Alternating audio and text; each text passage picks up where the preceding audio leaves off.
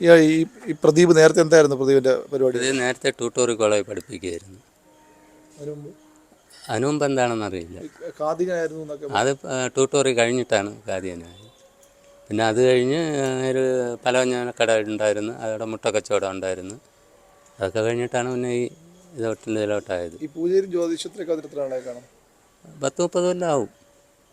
10-30 ആവില്ല, 10-20 കൊല്ലം ആവേ ഉള്ളൂ ഇവിടെ വന്നിട്ട്. ഇതൊക്കെ അറിയാം. എന്താ അതൊന്നും അറിഞ്ഞൂടാ.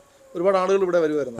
ആൾക്കാരൊക്കെ വരാറുണ്ട്. രാത്രി പകലൊക്കെ ഉണ്ടല്ലോ. രാത്രി വെളുപ്പിനുമൊക്കെ പൂജയൊക്കെ ഉണ്ട്. നാട്ടുകാരുമായിട്ട് അങ്ങനെ വലുതായിട്ടൊന്നും ഒരു സഹകരണമില്ല. ഈ ഒരുപാട് സാമ്പത്തികമായിട്ടൊക്കെ മെച്ചപ്പെട്ട അവസ്ഥയിലായോ? അതൊന്നും അറിയില്ല. സാമ്പത്തികത്തിനെ പറ്റിയൊന്നും നമുക്ക് കൂടുതൽ അറിയില്ല. ആൾക്കാരൊക്കെ പൂജയ്ക്ക് വരണം പോണ്. നമ്മളവരുടെ അടുത്തൊന്നും ചോദിക്കാറുമില്ല. അങ്ങനെ ശല്യമായിട്ടല്ല. ബോക്സ് രാത്രിയൊക്കെ വെക്കുകയാണെങ്കിൽ നമ്മൾ പറഞ്ഞാൽ നിർത്തി വയ്ക്കും. പരീക്ഷ സമയത്തൊക്കെ പഠിക്കാനുള്ള ബുദ്ധിമുട്ട് കൊണ്ട് പറഞ്ഞാൽ അങ്ങനെ നിർത്തി വയ്ക്കും. അപ്പോഴും അങ്ങനെ രാഷ്ട്രീയ പ്രവർത്തനം മുമ്പ് BJP എന്തൊക്കെ ഉണ്ടായിരുന്നു തോന്നുന്നു. നമുക്കത് ക്ലിയർ അറിയില്ല. നാട്ടുകാർക്ക് വലിയ വിശ്വാസം. നാട്ടുകാരായിട്ട് വലുതായിട്ട് ആരുമില്ല. ആരും വരാറില്ല. പുറത്തുനിന്നുള്ള ആൾക്കാർ വരാറുണ്ട്.